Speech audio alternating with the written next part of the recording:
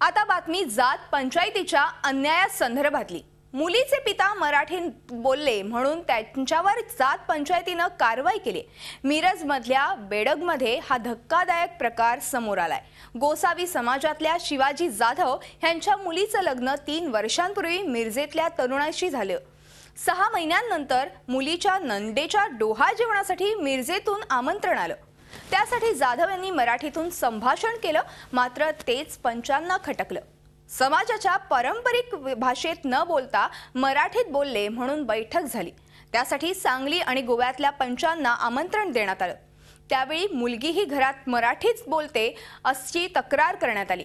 त्यावेळी जात पंचायतीच्या पंचांनी जाधव यांना 80,000चा दंड ठोठावला आणि निर्णयावर शिक्कामोर्तब म्हणून 3 रुपये झाडांना बांधूनही ठेवलं। तसंच पैसे देईपर्यंत मुलीला नांदवणार नाही अशी भूमिका घेतली।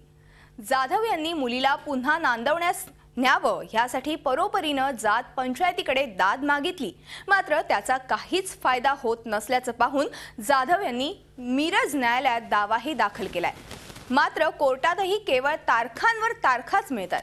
दरम्यान जाधव यांच्या जावयानं दुसरं लग्नही केलंय, मात्र जाधव न्याय मिळावा म्हणून झडतायत।